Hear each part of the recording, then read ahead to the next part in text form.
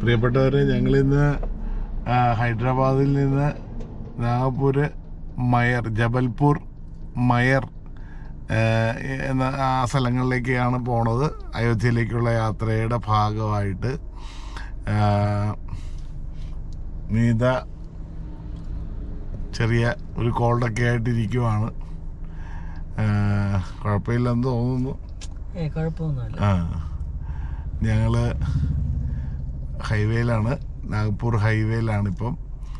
ഇവിടെ നിന്നൊരു 4 മണിക്കൂർ കൊണ്ട് നാഗ്പൂരെത്തും. അവിടുന്ന് ഒരു 4 മണിക്കൂർ ജബൽപൂർ, അങ്ങനെ കയറി അങ്ങ് പോകണം. വളരെ സന്തോഷമുള്ള ദിവസങ്ങളാണ്. ഭവാനെ ഒന്ന് കണ്ടു കഴിഞ്ഞാൽ ഒരു സന്തോഷമാകും. ഇതാണ് നാഗ്പൂർ ഹൈവേ. ഇതാണ് ചുറ്റും മലകളും ഒക്കെ ആയിട്ട് ഡ്രൈവ് ചെയ്യാനൊരു രസമുണ്ട്. ഇന്ത്യ കണ്ട് പോകുക സന്തോഷം. ജീവിതത്തിലെ ഏറ്റവും വലിയ ആഗ്രഹമാണ് ഇന്ത്യ മുഴുവൻ ഒന്ന് കാണുക എന്നുള്ളത്.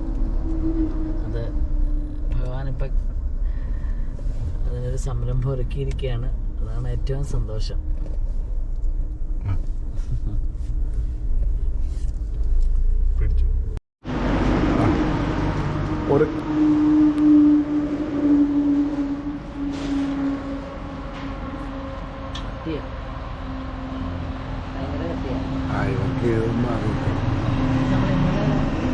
നല്ല സോഫ്റ്റ് ആയിരുന്നു.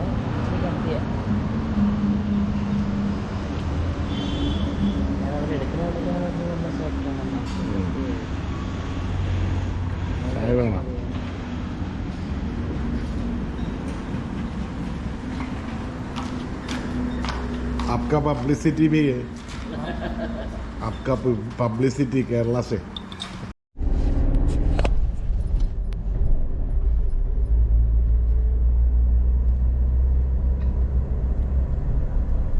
ഞങ്ങള് ബ്രേക്ക്ഫാസ്റ്റ് കഴിഞ്ഞു. അടുത്തൊരു ചെറിയ കടയിൽ നിന്നാണ്. വളരെ ചീപ്പായിട്ടുള്ള എമൗണ്ട് മാത്രമേ വാങ്ങിച്ചുള്ളവര്. അവിടുന്ന് ഞങ്ങള് വീണ്ടും നാഗ്പൂര്, ഇവിടുന്ന് ഒരു 250 കിലോമീറ്റേഴ്സ് ഉണ്ട് നാഗ്പൂര്. അങ്ങോട്ടേക്കുള്ള യാത്രയാണ് ഞങ്ങൾ പോയിക്കൊണ്ടിരിക്കുന്നത്. നമ്മുടെ സാരഥി മാറിയിട്ടുണ്ട്. സാരഥിയെ കാണിച്ചു തരാം. ചെറിയ സാരഥിയാണ്, വലിയ സാരഥിയൊന്നും അല്ല. ഇടയ്ക്ക് ഒരു കൈ സഹായം അത്രേ ഉള്ളൂ കേട്ടാ. അങ്ങനെ വലിയ സാരഥിയൊന്നും അല്ല ഞാൻ.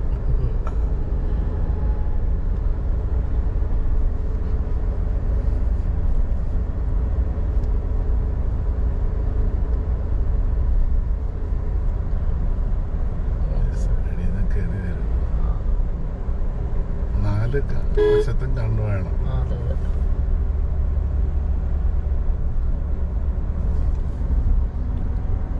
ഇതിലും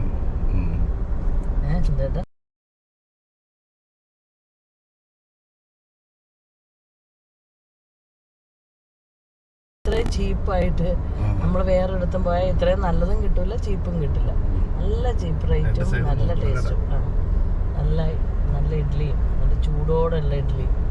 നമ്മളിനി എവിടെ പോയാലും ഫോർത്തില്ല വേണം. ഫിഫ്ത്ത് എന്ന് പറയുമ്പോൾ ഇപ്പുറത്തേക്ക് വേണം അല്ലേ?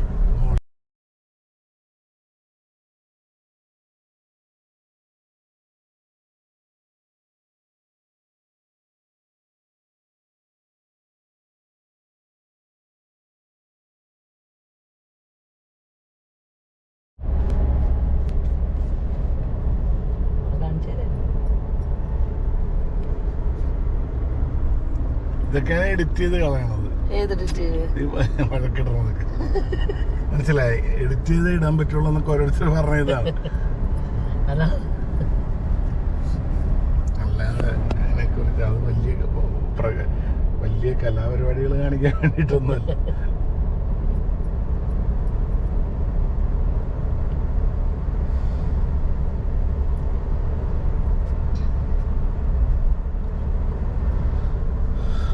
വലിച്ച ഏറ്റവും ഇങ്ങേറ്റത്ത് വന്നിട്ട് മുകളിലേക്ക് ഇടണം.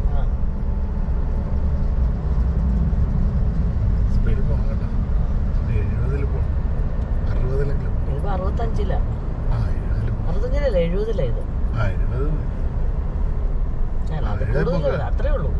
അറിയത്തില്ല.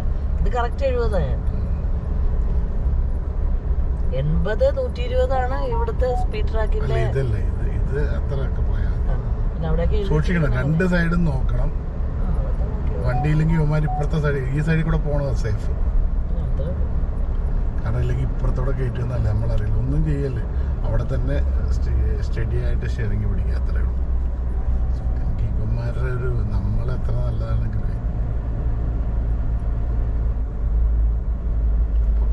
അതൊക്കെ പോട്ടെ, അതൊക്കെ ഒന്നും നോക്കണ്ട. അവിടെ നിന്നൊന്നും കയറി വരത്തില്ല. അതൊക്കെ നേരെ അങ്ങോട്ട് കയറി പോയച്ചാൽ ഞാൻ നോക്കണ്ട. ഇതുമേലൊന്നും അല്ല നോക്കണ്ടേ, സൈഡിൽ നിന്ന് തന്നെ മാത്രം നോക്കിയാൽ മതി. അതല്ല, എനിക്കൊന്നും ആയി വരണ്ടേ, എടുത്തെടുത്ത് പേടിയൊന്നുമില്ല, പേടിക്കേണ്ട കാര്യമൊന്നുമില്ല.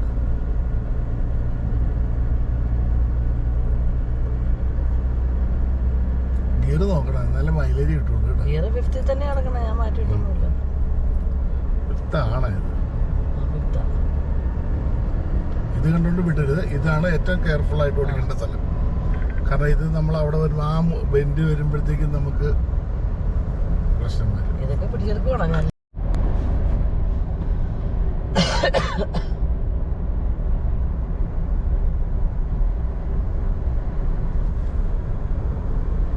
ഒരു പശു നിൽക്കുന്ന നോക്കി, അതൊക്കെ ഇങ്ങോട്ട് തിരിഞ്ഞു വന്നാൽ എന്ത് ചെയ്യും അല്ലേ?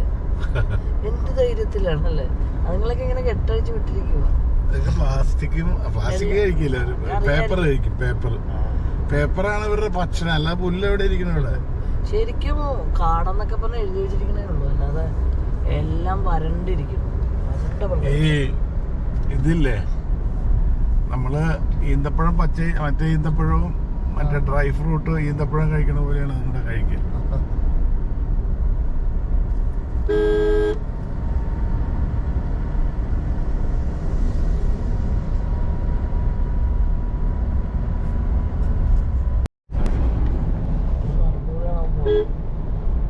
നമ്മളിപ്പം നാഗ്പൂരിനോട് അടുത്തോണ്ടിരിക്കുകയാണ്. ഏകദേശം 100 കിലോമീറ്ററും കൂടെ ഉള്ളു നാഗ്പൂരേക്ക്. നാഗ്പൂരിൽ നിന്ന് നമ്മൾ മധ്യപ്രദേശ് വഴി ജബൽപൂർ, മയർ തുടങ്ങിയ സ്ഥലങ്ങൾ വഴി നമ്മൾ UP-യിലേക്ക് കടക്കും. അങ്ങനെയാണ് നമ്മൾ ഉദ്ദേശിച്ചിരിക്കുന്നത്. നമ്മുടെ റൂട്ട് മാപ്പ് അതാണ്. റോഡൊക്കെ നല്ലതാണ്, പക്ഷേ നമ്മൾ ആന്ധ്രാപ്രദേശിലും അവിടെയൊക്കെ നല്ല റോഡായിരുന്നു. മഹാരാഷ്ട്ര വന്നപ്പോൾ കുറേ സ്ഥലങ്ങളൊക്കെ ഈ എക്സ്പ്രസ് ഹൈവേയിലും വളരെ മോശമായിട്ട് നമുക്ക് തോന്നണം. അവിടത്തെക്കാളും മോശമായിട്ട് തോന്നണം നമുക്ക്. അപ്പം എന്തായാലും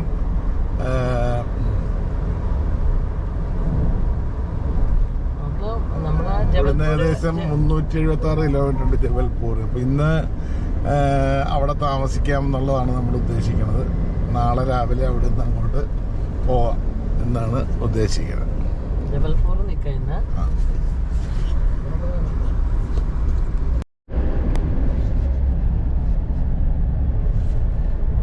ഒരാള് ഏകദേശം 120 കിലോമീറ്ററോളം വണ്ടി ഓടിച്ച് ഹൈവേ കൂടെ നല്ല ക്ലീനായിട്ട് വണ്ടി ഓടിക്കുന്നുണ്ട്. അപ്പം എനിക്ക് കുഴപ്പമൊന്നുമില്ല, ധൈര്യമായിട്ട് ഇനി നമുക്കൊരു കൈസഹായം ഉണ്ട്, ആള് സഹ ഡ്രൈവറായിട്ട്. അപ്പം ഇനിയിപ്പോൾ വലിയ കുഴപ്പം ഉണ്ടാവില്ല.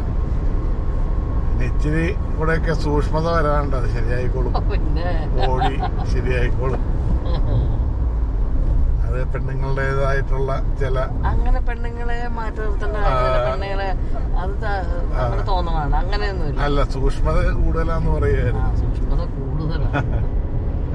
അപ്പൊ നമ്മൾ ആ പറഞ്ഞ പോലെ ചിലപ്പോൾ ഓടി എത്തൂല അത്ര ഇതാവുമ്പോഴേ.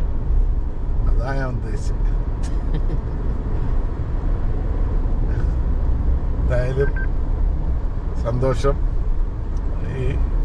ഈ ഹാർട്ട് ഓഫ് ഇന്ത്യ എന്ന് പറയുന്ന ഭാഗത്തോടെയാണ് ഞങ്ങളിപ്പോൾ കടന്നു പോകുന്നത്.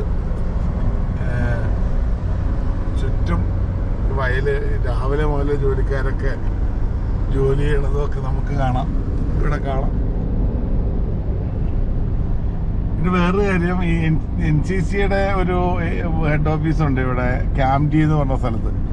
അവിടെ NCC പരിശീലനത്തിന് പോയിട്ടുള്ളവർക്ക് അറിയാം, ഇങ്ങനെയുള്ള സ്ഥലത്ത് കൂടി ഇതുപോലെ ഏതെങ്കിലും ഒരു ഹൈവേയുടെ സൈഡിൽ കൊണ്ട് നിർത്തിയിട്ട് അവരെ പോയിന്റ് മാർച്ച് എന്നും പറഞ്ഞൊരു പരിപാടിയുണ്ട്. പോയിന്റ് മാർച്ച് ഇവിടെ ഈ നാഗ്പൂർ അടുത്ത് തന്നെ, ഇവിടെ അടുത്ത് തന്നെയാണ് അതിൻ്റെ OTA എന്ന് പറയുന്നത്, ഓഫീസർ ട്രെയിനിങ് അക്കാഡമി. ഞാനും ഒക്കെ അവിടെ പോയിട്ടുണ്ട്. അപ്പോൾ ഇവർ നമ്മളെ ഒരു സ്ഥലത്ത് കൊണ്ട് ഇട്ടിട്ട് അവർ ഒരു ഗ്രിഡ് റെഫറൻസ് തരും. ആ സ്ഥലത്തിൻ്റെ ഒരു 10 പോയിന്റുകളുടെ ഗ്രിഡ് റെഫറൻസ് തന്നിട്ട് അതിലൂടെ നമ്മൾ ആ സ്ഥലത്ത് എത്തിച്ചേരണം. അപ്പോൾ നേരത്തെ മുൻകൂട്ടി ഒന്നും നമ്മൾ തരില്ല. അവിടെ ചെല്ലുമ്പോൾ നമുക്കൊരു 10 ഗ്രിഡ് തരും. ആ ഗ്രിഡ് നമ്മൾ ഇത് കോമ്പസിൽ വെച്ച് കണ്ടുപിടിച്ച് നടന്ന ഒരു ഗ്രൂപ്പ് ഉണ്ടാവും. 4 പേര് 5 പേരുടെ ഒരു ഗ്രൂപ്പായിരിക്കും. അവരത് കണ്ടുപിടിച്ച് നേരെ നമ്മൾ നേരത്തെ ഉദ്ദേശിച്ചിരുന്ന സ്ഥലത്തെത്തും. അത് ഈ പട്ടാളക്കാരുടെ ഇതുണ്ടല്ലോ, പോയിന്റ് മാർച്ച് ഉണ്ടല്ലോ, ഇന്ന് ചില സ്ഥലത്തു നിന്നൊക്കെ മൂവ് ചെയ്യാനായിട്ട് പലപ്പോഴും ഈ കോമ്പസിന്റെ സഹായത്തോടു കൂടിയാണ് അവരുടെ മൂവ്മെന്റ് ഒക്കെ നടക്കുന്നത്. അപ്പോൾ അതിനെ അനുസ്മരിപ്പിക്കുന്ന അതിന്റെ പരിശീലനമായിട്ടാണ് ഇത് നമുക്ക് തരുന്നത്. ഓക്കെ, അങ്ങനെ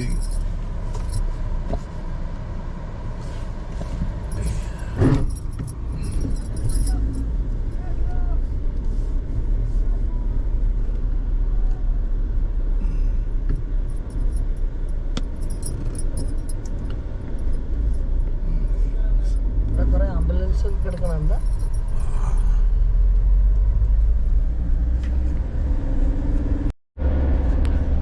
ഈ സ്ഥലത്തോടൊക്കെ പോകുമ്പോൾ 20-25 വർഷങ്ങൾക്ക് മുമ്പ് ഞങ്ങള് ഇവിടെ ഈ കാംറ്റിയിലെ ട്രെയിനിങ്ങിന് വന്നതൊക്കെയാണ് ഓർമ്മ വരുന്നത്. അത് നാഗ്പൂർ വന്ന് ഇറങ്ങി, ഒരു വെളുപ്പിന് വന്ന് ഇറങ്ങി, ഏതാണ്ട് വളരെ ഹാപ്പി ആയിട്ട്. ഞങ്ങൾ അധ്യാപകരായിട്ട് ഉള്ളവരെ എങ്ങനെയാണ് അവരെ ട്രീറ്റ് ചെയ്യണമെന്നൊന്നും നമുക്കറിയത്തില്ല പട്ടാളക്കാരൻ. പക്ഷേ ആ കോമ്പൗണ്ട് അകത്ത് കയറി കഴിഞ്ഞാൽ അവിടെ ഒരു ട്രെയിനിയാണ്. അവിടെ അധ്യാപകനെന്നോ മേലുദ്യോഗസ്ഥനെന്നോ അവർക്കില്ല. ട്രെയിനർ ബിഹേവിയർ വേറെയാണ് അവിടെ നമ്മൾ വളരെയധികം ബുദ്ധിമുട്ടെങ്കിലും രസകരം. പിന്നീട് നമ്മൾ പുറത്തേക്ക് ഇറങ്ങുമ്പം ആ ഒരു ഡിസിപ്ലിനൊക്കെ നമുക്ക് കിട്ടും എല്ലാത്തിലും. അപ്പം ആ ഒരു സ്ഥലമാണിത്, കാംറ്റി അല്ല, നാഗ്പൂരിനോട് അടുത്ത ഈ പ്രദേശങ്ങൾ.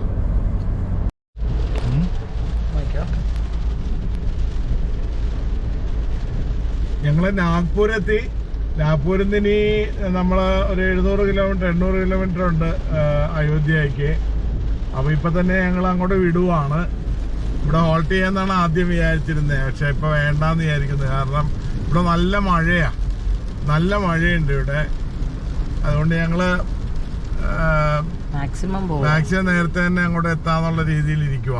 അപ്പൊ ഞങ്ങള് വിടുവാണ്, അങ്ങോട്ട് പോവുക.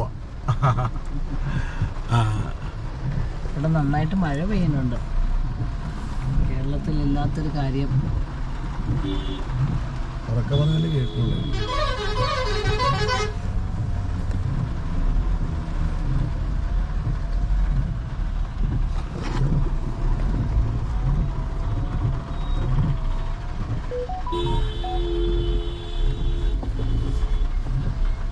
നല്ല മഴയായിരുന്നു, ഇപ്പൊ കുറഞ്ഞു. അതാണ്ട് ഇതായി കിടക്കും. ഇപ്പുറത്തൂടെ പോകും.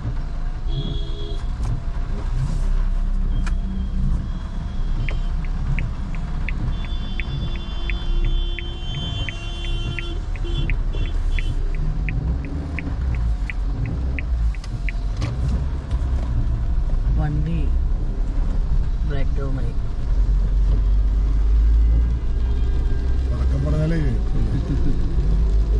അത്ര സ്ഥലത്ത്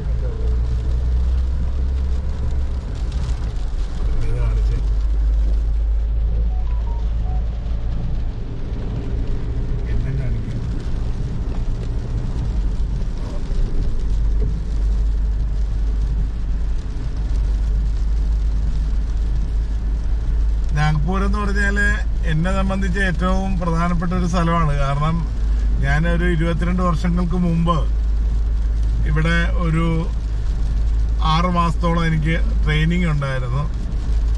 NCC OTA എന്ന് പറയും. ഇവിടെ ഓഫീസേഴ്സ് ട്രെയിനിങ് അക്കാഡമി ആയിരുന്നു. ഇപ്പോൾ ഓഫീസേഴ്സ് ട്രെയിനിങ് OTS ആയിരുന്നു ആദ്യം. ഇപ്പോൾ OTA ആയി. ഓഫീസേഴ്സ് ട്രെയിനിങ് സ്കൂളായിരുന്നു അന്ന്. ഇപ്പം അത് മാറി, പേര് മാറി ഓഫീസേഴ്സ് ട്രെയിനിങ് അക്കാഡമി ആയി. ശരിക്കും വലിയൊരു അക്കാഡമി ആയിരുന്നു. ജീവിതത്തിൽ വളരെയധികം എക്സ്പീരിയൻസ് തന്ന, അനുഭവങ്ങൾ തന്ന ഒരു പ്രദേശമാണ്, ഒരു സ്ഥലമാണ് ഈ നാഗ്പൂർ എന്ന് പറയുന്നത്. ഇവിടെയൊക്കെ കയറാമെന്ന് വിചാരിച്ചിരുന്നു, പക്ഷെ ഇവിടെ നല്ല മഴയാണിപ്പം. അതുകൊണ്ട് തന്നെ ഞങ്ങളുടെ ഒരു പ്രഥമ ലക്ഷ്യം എന്ന് പറയുന്നത് അയോധ്യ ആയതുകൊണ്ട് തന്നെ ഞങ്ങൾ അയോധ്യയിലേക്ക് പോവുകയാണ്.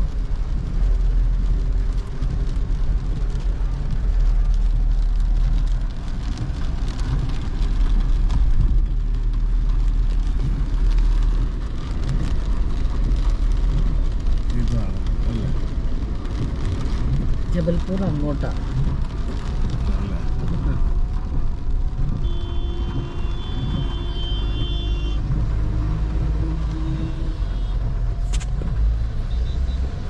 കുറച്ചുകൂടെ പോട്ടെ, നേരെ പോയിട്ട് സ്ലൈറ്റ് ഇങ്ങോട്ടേക്ക് പോകും ജബൽപൂർ. പക്ഷെ നമുക്ക് അങ്ങനെ 10 റൈറ്റ് ഒന്നും ഇതിനകത്തുണ്ട്. 2 കിലോമീറ്റർ കഴിയുമ്പോൾ